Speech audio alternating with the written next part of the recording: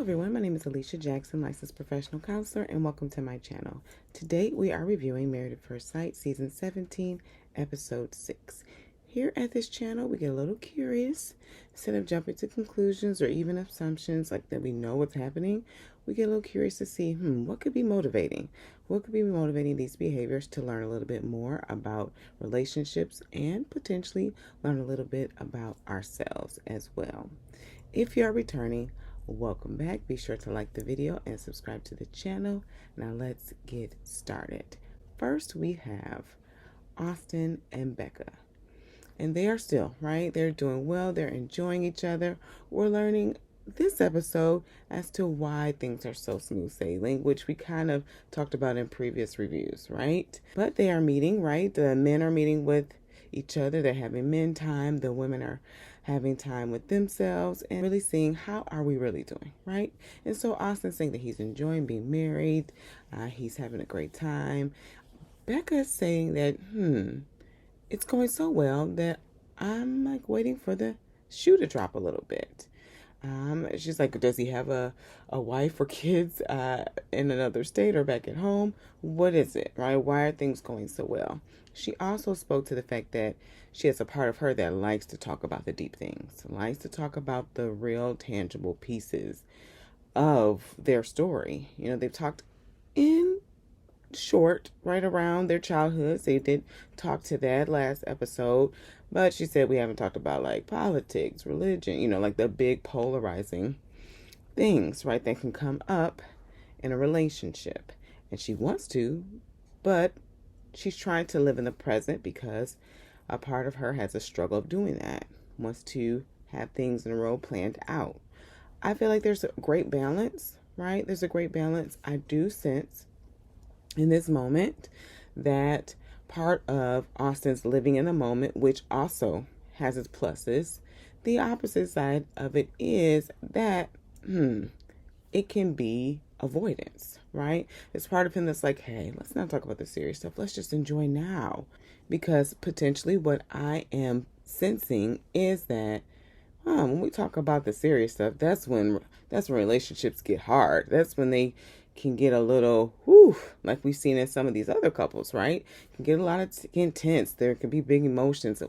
Let's not do that. Let's just enjoy the moment. That's wonderful. It's beautiful. And at the same time, they're meeting for the first time and they don't know anything about each other. This is when they need to have the conversations. They don't need to plunge into it, but slowly, just kind of unfold the flower petal by petal till it's fully bloomed so they can really see each other. Right now, they're just seeing the wonderful pieces of each other that they like and they enjoy because they have so much in common. Their energies are very similar. And at the same time, we're seeing some differences here where Austin's the type of person who likes to kind of maybe put things off and just live in the moment and not talk about the serious things. Becca is a person, and she's talked about this in previous episodes, she likes to have things spoken out front in the open and be very direct about what she wants and what she needs. Okay? And so we're seeing this too as they're laying in the hammock and kind of like recapping the day that, Austin said, well, hey, I kind of downplayed things. And, I said that we're doing well, but I just downplayed it because I didn't want the other gentlemen to really feel bad about where their relationships are. And she's like, okay, so then you rather make me upset, right? So there's a part of her that's concerned about the dishonesty. That's what I sense because of her speaking before about really liking to be direct and upfront in her communication and wanting that same thing in her partner. She was saying that she's a big concern that maybe he was saying some things that may be dishonest, right? Or maybe putting a damper on their relationship or even downplaying their greatness or what they're experiencing, like their good times they're having. She said she did not do that. And she spoke to her serious concerns and how she has been having these really big nagging questions that she wants to ask him, but she's living in the moment. He said he appreciated that. I feel like this is going to get old, potentially in the next episode or so. This seems like Becca is like, it's getting bigger. And this part of her, like, we don't have these answers. And you need to have these answers. And at the same time, you need to live in the moment. Like, you need both of them. And so, where she potentially likes to plunge in and get all the deep questions answered at the beginning, that may be a lot, just meeting somebody, and cause you to want to like hit the brakes, right? Super fast in a relationship. And so, having moments where you're enjoying and living in the moment, but also let's talk about the things that are really important to us and that make us who we are. Because if we're not seeing eye to eye, that doesn't mean that things are going to fall apart, but it just means that there's some things we need to work through or work with, right? And so these things, talking about the deep, heavy things, living in the moment, they both can exist together. Right now, there's there's a tug of war that's happening, and they haven't navigated how they can do both of them. This will be a big test, it seems, in their relationship. And as Becca also tends to, she says she has a partner that overthinks. So them not talking about these big issues, that's just only going to fuel the part of her that's overthinking. Like, why does he want to talk about the big issues? What is it? What does he be hiding, right? So she's already like, oh, maybe he has a family back in Denver, which we don't know to be true. Who knows? Mavs has never ceased to amaze me. And at the same time, I don't get that sense. They just need to start having the hard conversations, because the shared apartment is fastly approaching. And they're going to need some of that foundational knowledge to really be able to catapult themselves and be successful in that shared apartment. Also, when talking to the girls, Becca did state that, I'm looking at you all's relationships and it's been a little rocky. And part of me thinks like, ooh, maybe that's where we need to be, because we're so high that the only place to go is downhill. Right? So she's got this part of her that's almost like holding its breath and waiting. Like, is it going to happen? When are we going to hit the plunge? And so what can happen, because that's happening too, is that there could be a part of her that will maybe even push it's like they're on the roller coaster, right? And they're like, right? And so they're here at this cliff, and part of her could like push them over the cliff just to make it happen. And that, I've seen that, right? We've seen that in relationships where people do sometimes pick an argument, pick it just to relieve themselves from the tenseness that they're holding in their body of like, oh my goodness, right? Like, okay, well, at least I did it. At least I had control of when it happened, versus the outside, right? We don't know what's going to come up, this secret family that she's joking about that he may have, or something else. If I just push us down the hill, then things would be so much better. They need to start having the tough conversations and continue to live in the moment. They can do both. Next, we have Emily and Brennan. And she's still nursing the sprained hand. She talks about how, painful it is, how it's swelling. And it really seems like Emily has a part of her that grins and bears it, right? As we see through this episode, grinning and bearing it is how she's been getting through this. And I do have a bit of discomfort internally. I don't know, right, what's happening for me, but there's discomfort around Brennan, like egging this on as like, oh, this is strength, that she's able to grin and bear it and get through these things that are distressing. Like having a strained hand is distressing. Having the tangled hair fiasco that happens later on in the episode, that's like a distressing thing. And having, so the fact that, at a girl, that she's able to grin and bear it and not cause him stress or take away from the moment is something that she's given praise for. Is something that really is just like, this could really backfire, right? Because I really see that potentially that Emily may be muting herself through this. That Emily may be getting a lot of messages, or has even gotten messages before this, that this is the way you handle things. You just grin, you just smile and get through it. And maybe in the moment, but there needs to be a conversation around, right, what she's really feeling. And I don't feel like that's happening, right? And so I'm concerned about that. But she's on these fly boards, right? Brennan goes first. He does pretty well. And then Emily, she has a hard time, probably because she needs her other hand to balance, potentially. And she's struggling, but she does it. And Brennan is so excited about the fact that she's still able to have fun while she's in pain. And isn't that wonderful? I'm so proud of you.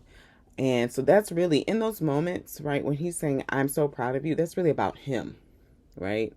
He's so proud of her because she was able to do this thing. That's not really speaking to Emily, right? And how she feels about her.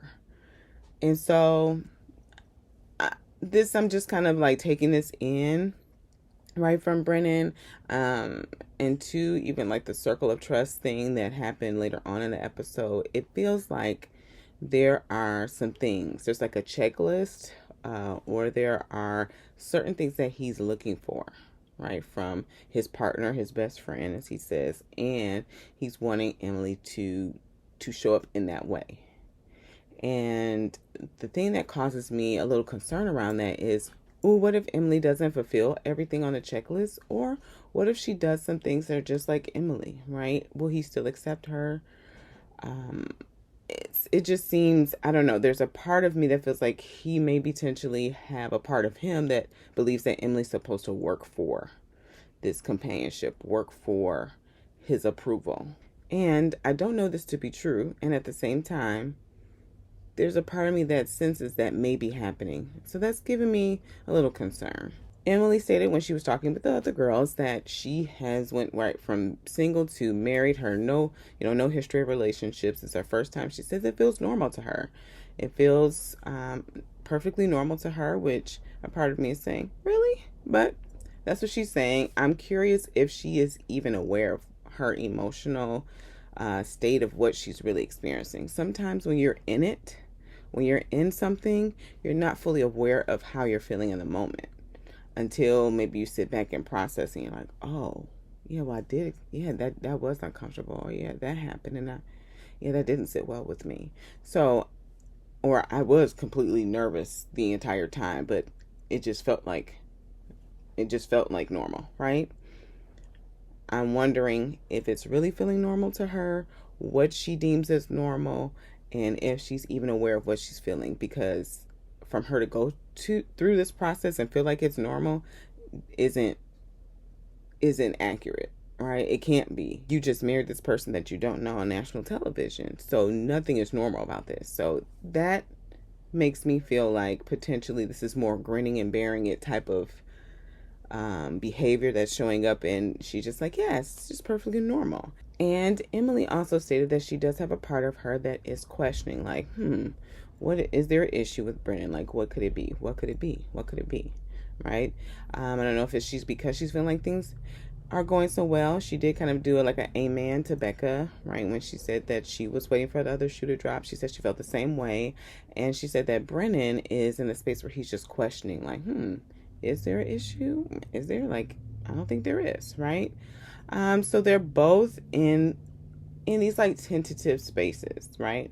When Brennan's talking to the other gentleman, he said that he is learning more about her, and he's really wanting and looking for his best friend and a partner, and that Emily really seems to fit that bill, right? That she's trying to do something different. She's building this really intimate connection, and she's really working to be her best self in this moment and power through, and he's really impressed with that, right? And so they're working through this moment, right? But then they also have this huge hair issue that Emily has, where I think this happened on the flyboarding situation, where her hair got very tangled to the point where she could not comb through it. And so she has a beautician to come in and who doesn't speak English to look at her hair. And he starts cutting at her hair. And she says out loud, I am really concerned that scissors are being used right now. Like, she says it, I think maybe 2 or 3 times, but she's still sitting.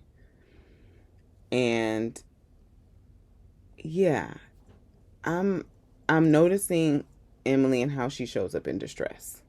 She's either like freezing in the place like I'm concerned, but she doesn't move. Because one would say that potentially, right, if you're hearing scissors going to your head and you're concerned, then you might stand up, especially because the person doesn't speak English, so he couldn't understand what she was saying. So I'm learning more. We're learning more about Emily and her story. Everybody responds to distressing situations differently depending on what they've experienced and what they've deemed to be and know to feel safe. All right. So whether it's freezing, whether it's fighting, whether it's flight, right? We all have these ways that we respond, or even fawn, right? We respond to distressing things. And so it seems like how Emily has been responding to this marriage and even this situation with her hair has been like freeze and fawn, right? And I don't know if she's really liking the results she's getting. As she stands up and half of her hair is on the counter now. And she's smiling to the camera and saying like, yep, I have a lot of hair loss and I'm bald now. Like, I was activated watching this because I have an affinity for my hair. And so I'm like, oh my goodness, her hair, right? And she's still powering through this, still being a trooper or a champ, whatever language, right, you're using. And so I am concerned for her. A part of me is like, how long is this gonna last? Like, how long is this gonna last? Poor girl has a sprained hand. Half of her hair has been cut out, and she's getting like pats on the back for how well she's handling this situation. They finally do the group activity on the boat, and her and Brennan are talking, and he say, that he's just really appreciating how she's showing up, and he's seeing that, that she has what it takes, to potentially get into his circle of trust. He has a very small group of friends, and it's happening. She said, oh, so I'm not in your circle yet. He said, it's going to take time. Like, it's happening.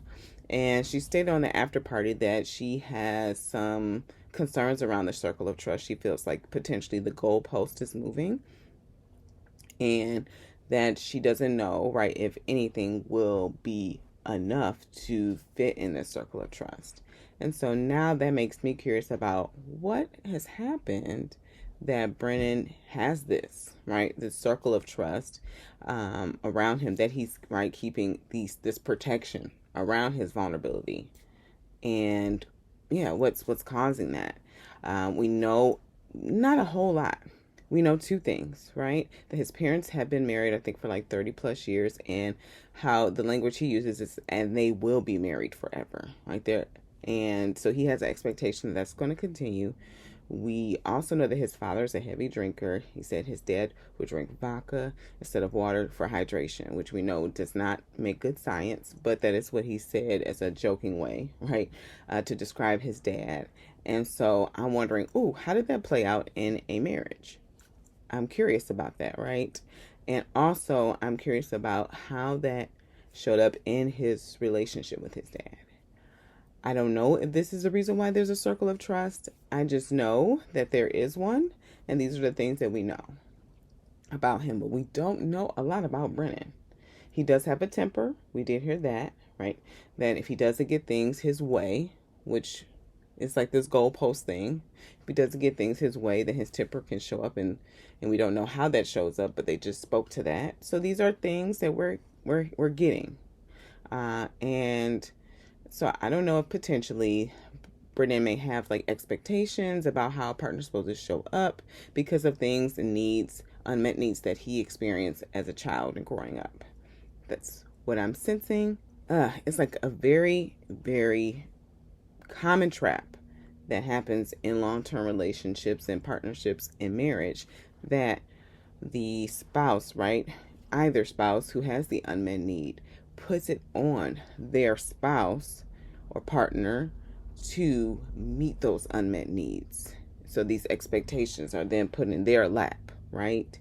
And it can be very exhausting to the relationship when the partner doesn't meet those needs, gets tired of meeting those needs, however that shows up when the one that has the unmet needs are upset because those needs haven't been fulfilled. All of those things can put a lot of toll on the relationship, a really damaging toll on the relationship.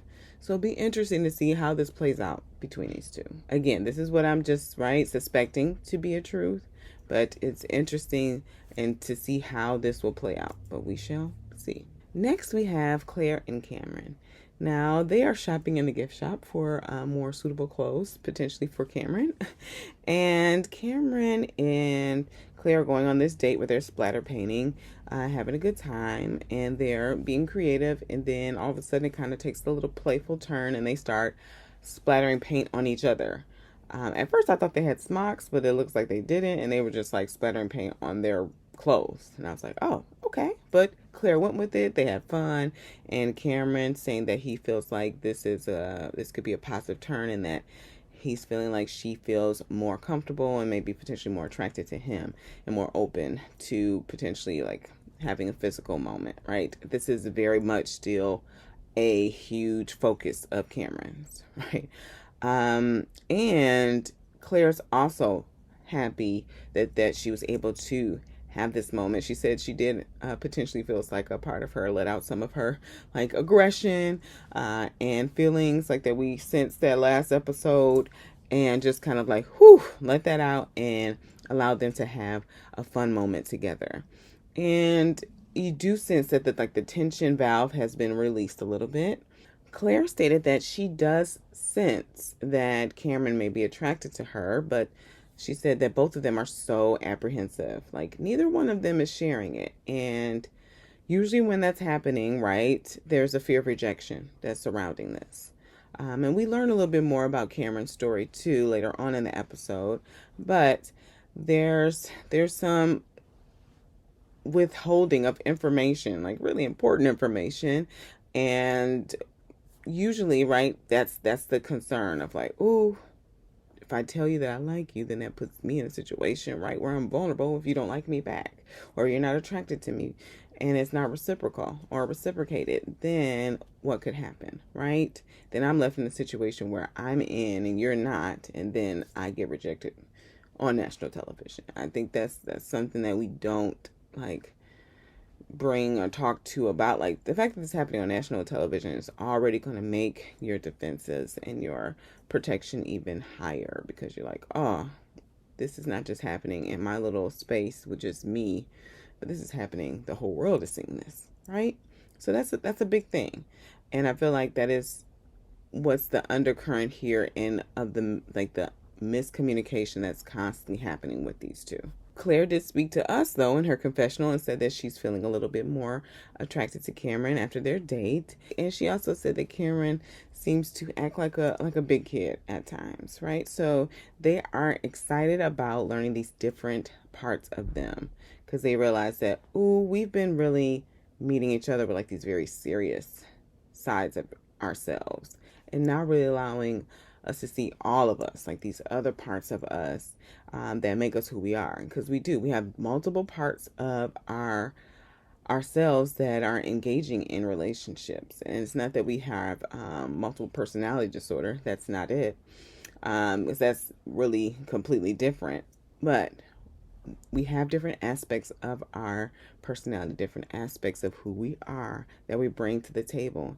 And so allowing them to lean into that, right, to kind of take those defenses down, and that those like questionings or that aggression that we were sensing, right, and his defensiveness that we were all sensing for the last few episodes, taking that down and just being open with each other. Now, Cameron did state, I think at the end of it, he had a little twist of words, but he's saying like her being attractive, right, it makes it even more easier, right, even for them to continue to get to know each other. So he still has, right, this little awkwardness that's there, right, but he's really trying.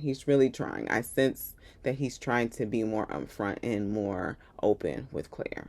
Cameron is talking to the gentleman and stating that he realizes that both him and Claire have these very serious and silly parts of themselves, and that Claire's a great communicator. about her feelings, but he says he still doesn't know what she wants from him. And that's really what I sensed happened in that big, long conversation that Cameron spoke to last episode, that she probably was really talking about her feelings and what she was feeling and really communicating that well. And he was expecting and wanting a checklist.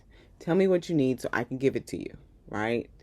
And that's not what Claire is. I don't see her doing that, right? Claire wants him to show up how he shows up.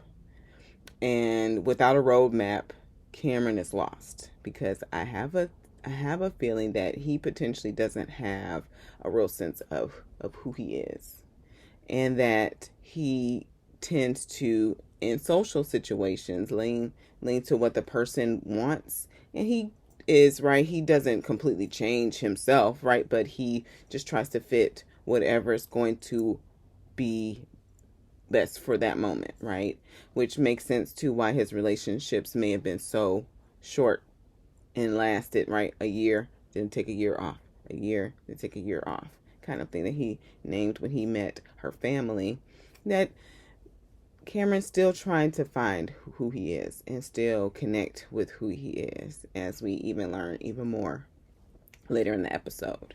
As Claire's talking with the other women, she said that they're not as physically affectionate as she would like. And so Becca asked her, well, hey, has that been what the temperature's been like in your previous relationships? And she said, yeah, actually. And she said usually the men she dated before really didn't show her off in public, which I'm like, oh, I have questions about that.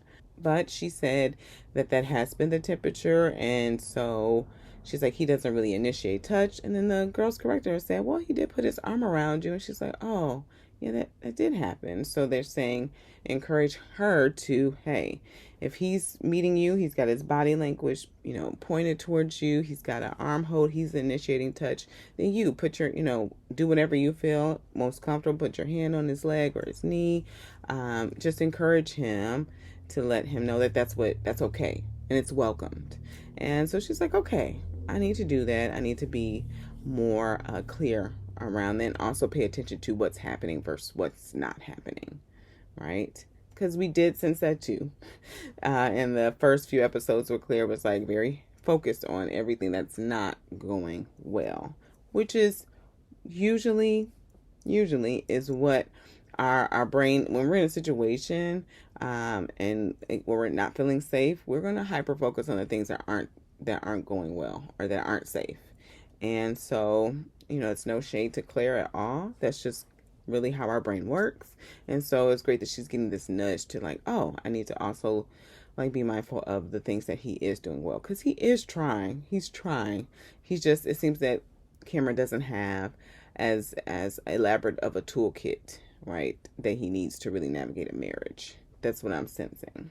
Claire also spoke to looking at the different couples, and that's what really made her question, like, ooh, this affection thing, because everybody else, from her view, was attracted to their spouse at the beginning, she said, and that was not the case for us.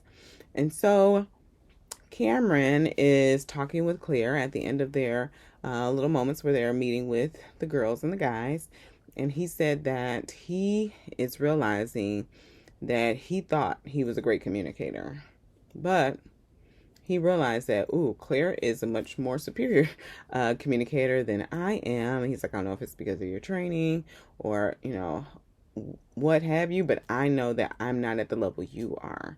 And so she did take that as a compliment. And she also stated that it's not a good or bad thing. It's just different. We communicate differently, and that's okay. So I really appreciated her saying that, because not everybody does communicate the same, and there's a lot of reasons why that is, right? Expressing your feelings, speaking clearly, that takes safety, and that takes a lot of emotional maturity, and there needs to be a safe space in order to develop that. And if you haven't been given that, then that's going to limit how you communicate, right? You're going to be more withholding, right, and not speaking the things that you want to speak or need to speak for. You're going to maybe speak like more passive aggressive or even passively because you know, like, ooh, in past times when I spoke up, bad things happen, so I'm going to keep it to myself, or just say it in a roundabout way, and hopefully they get it, right? So I'm glad she's named that. She also stated that she realized that she was comparing their relationship to the other couples, and in that, she was not acknowledging the efforts that he was taking to really lean into her, and she apologized for that. Beautiful. This is a wonderful kind of like healing moment, and also kind of like leveling out moment too that they're having, and in this moment just of the last few days, because they've been really tense between these two. And so them having this like kind of like, oh, these are some realizations I'm having, and oh, I'm going to apologize, or I realize like, oh, I need to work on this, right? And Cameron does appreciate her for saying that.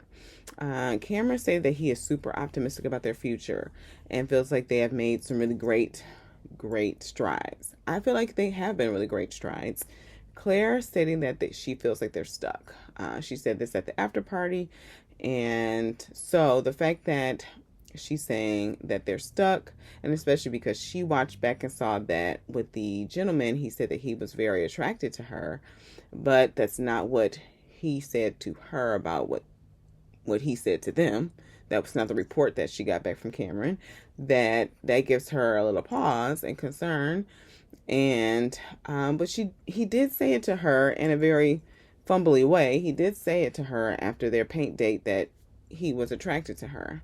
So I'm wondering if it's the mixed messaging, if that's giving her a little pause. But the fact that he's very optimistic and that she feels like they're stuck, that there's still some things, right, that needs to happen. I'm curious as to what it is. Now she's feeling like they're stuck. I'm wondering if it's in the way of like the awkwardness that's happening in the air with them two, how they don't seem to be like on the same wavelength in the area of just communication and sharing energies together. It really seems like that Cameron's still in this like ball of nervous energy, and also that Claire still has like her like lens of like approval up as well. Like, is he doing it right? Okay, right? Like that's still kind of in the background. And so I'm wondering if that's why she's feeling stuck. But Cameron's feeling optimistic, so I'm wondering too how that's going to play out with him being so optimistic in the relationship in the last few days of their honeymoon. Now, on the group activity, Cameron talks a bit about his life, right? He stated that there are parts of him in his story that he doesn't feel like it's really him anymore. He feels like he has these memories, but they don't feel connected to him. He said as a kid he was really angry. His parents got a divorce. There were all these things, right? And it kind of makes sense. It's making more sense. Like, oh, why did he move to Denver by himself, right, from New Zealand? Like maybe not had a lot of ties there because of some of the things that he's spoken for. But there are some things I'm thinking like, ooh, what's happening here, right? Because yes, right, we all have parts of our story that we may not be proud of, or also to may not feel connected to. And so I don't know if a part of him has created some emotional distance away from the little one inside of him that was like hurting from his parents' divorce, or that was like maybe acting out in school or angry. Don't know. If he feels like, oh, I'm not that person anymore, that person is still very much a part of him. And it also makes sense to why it feels so hard for him to emotionally connect to Claire. Because if he has this emotional distance connecting with himself, right, then how will he be able to open up his heart to really emotionally connect with Claire? We are seeing, though, that he was able to speak this in the whole group. Claire acknowledged, like, oh, this is a really big, huge step for him. And she's acknowledging how hard it was for him to speak to that. I wanted to know if he even has any curiosity about this little person, right? That he feels like all these memories he doesn't have a connection to, that he's looking at someone else that isn't him. Because it is him. It is him. It was grateful that the cast was able to say, hey, we love all of you, right? And we accept all of the parts of you. Because we do. We have different parts of us, right?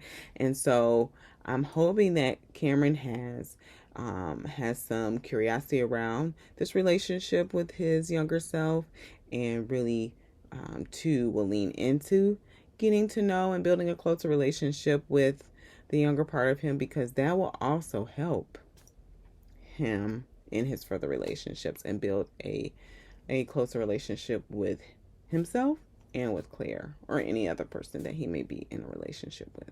So we shall see. Lastly, we have Lauren and Orion. Oh boy, here we go.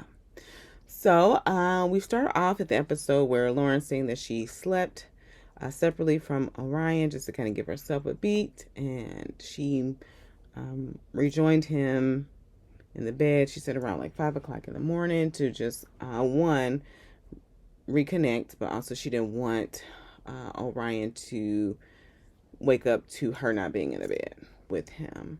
Orion says that he feels like their energy has been off, and he's wanting to reconnect with her and really kind of get more clarity about where they are now. Both of them, when they were entering this conversation, it's interesting to see how they came to this reconciliation. I felt like there were some really great things that happened, and there were also some things that I'm like, I'm wondering, right? What's going on, right?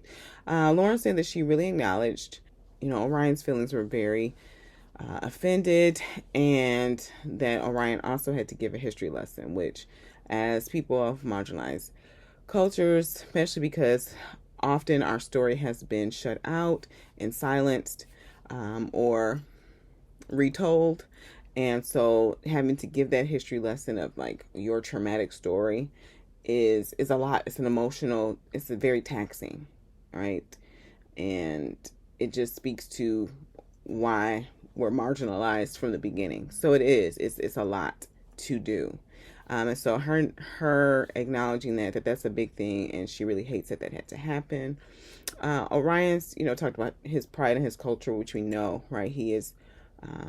He really holds that in high regard, which makes a lot of sense. It's about really a part of who he is, right? It's a huge part of who he is and his lens of the world. And so he said he took for a minute, right, to take a walk and really make sure that he was going to be communicating in a way that was going to respect her. Now, both of them stated that they were not upset, which is false. Last week, we saw that they were both upset, right? Orion said he was heated, okay? That means he was upset. And Lauren had a lot of heat too, because she felt like in the moment Orion was not giving her grace at all, and she felt heated and angry about that. And I feel like in this moment, when it comes to reconciliation, maybe they are not angry now at each other, but they were angry in the moment, and naming that and speaking for that anger. I know that anger gets a lot of bad rep because the language of anger usually is not the best, right, for reconciliation of relationships or even the care of a relationship. And at the same time, we need to acknowledge our anger. We need to speak for it, even if we're just translating for it. Like, oh, I was heated in that moment because I felt like you were joking or making a joke of something that's very serious to me. Or I was really heated in that moment because I felt like you were not giving me any grace at all. And I felt like it was completely different from what you did for Cameron in the trailer, right? So like, these things need to be communicated, because oftentimes when we don't speak for what's causing anger to show up, it's like the unacknowledged hurt, and it just keeps building and building and building. And I know we have a lot of stigma around anger, because again, how it shows up is often very frightening, right? It's a big, loud voice, and oftentimes it's saying things without compassion.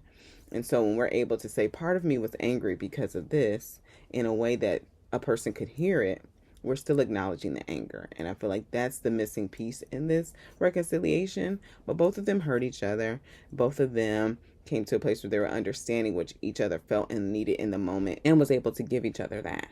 Lauren did speak to like really appreciating that Orion gave her grace in the moment, because she said she has a part of her that kind of just hangs out in the shame when she makes a mistake. And so she was really grateful for Orion to give her that grace, and also name that he wasn't or didn't lose trust in her as well, because she had a part of her that was wondering, like, ooh, he may not have lost all his trust in me, but maybe it was hurt and damaged, and she knows how hard it takes for that to be built up. And so they were able to deal with this conflict, right, in a way that best served them, and knowing that, ooh, we can handle hard things, we can do hard things, right? I feel like what can happen when there's conflict is like, oh, this was bad. Well, oftentimes, conflict can really breed some really healthy communication. It can also truly test the relationship. So this right now, their relationship has been tested, and it's going to be continued to be tested as we see later on in the episode. But it's being tested, and so that is like, oh, we know now that we can have a conversation. Things will get tense. We'll take our moment, and we'll come back, and we'll hear each other. Like, that's a known fact, and that provides safety and security in a relationship. When we avoid the conflict, Becca and Austin, when we don't say the things, we don't want to talk about the hard things, then you don't know. It's an untested relationship. At least in this moment, in this episode, their relationship has been tested. And so there is some security in that, right? And we see how later on in the episode too, that allows for more vulnerability.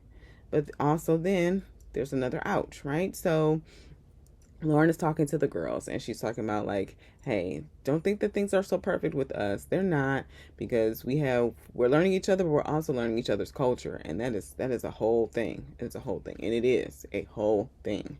A multi-race relationship, it's very challenging, especially when you don't know each other's culture and you're learning, right? And the goal is really for you to learn about the culture on your own instead of having your partner continue to teach. Now, the partner or the person may be open to that, and at the same time, do some research, learn for yourself, because it really shows that you care. It shows that you care about that person, and that you're open to really learning, and you want to learn more about their world, right? Because our culture, it shapes everything about us. And so another layer of vulnerability happens, right? Lauren is like, hey, so I've been thinking about, us and, like, how it would happen, and, how things would start, how the ball would get rolling, what would foreplay look like, all these things. And they're talking and they're naming this. And then so Ryan's like, well, I'm kind of glad that we're taking our time, because I really, it's been a long time for me since I've been physically intimate. He said over a year. And then Lauren said, well, it's been a bit some time, but not so much, about 2 months. And then tension in the air once again. And Ryan really has a hard time, I'm really seeing, right? Which, the same for any human, has a hard time in the moment with his anger. It seems like it's like, oh, it just like kind of holds him. Right? He's in this energy of this part of him that is uncomfortable or upset or hurt, right? That what comes out is not really what he is fully wanting to communicate. What he said to Lauren was really, it was painful to hear. Like, oh, I don't just give of myself. And he said in the after party that he talked with his sister about this, and that his sister told him that he shamed her. And I would concur that. And so I'm hoping, I'm glad that he has this relationship with his sister to be able to be a sounding board, and that she's able and feels free enough to be truthful with him about what he said. And that he had an ear to hear. Like, all those things I'm really grateful for. I'm wondering how this is landing on Lauren, because, again, this is another level of vulnerability that she's, like, laid out. Like, oh, this is me and my world, like my body. I'm thinking about offering it to you. And that's really connecting on a deeper level. And then you hit me with a dagger, right? How is she going to respond to this? We don't know. And it can be, right? It can be hurtful, right? And so we'll see how this moment tests the relationship. We see a lot of tense moments that they showed in the next episode. It's really hard to tell, right, from Mav's editing what's happening. I'm not jumping to any conclusions around this. It's unfortunate that they've had these really big tense moments that in the moment haven't been handled the way that they want to. And we shall see what the like collateral damage is of this intense moment for them in their relationship. But you let me know. You let me know what you feel and think about these couples as they are getting to know, right? Getting to know each other. Some walls are coming down. Some things they're getting a better understanding potentially of where each other is. And at the same time, there's still a lot of cards that are being held close to the vest. So you let me know your thoughts. If you are still watching, be sure to like the video, subscribe to the channel, and as always, be cool, be calm, be centered. Peace.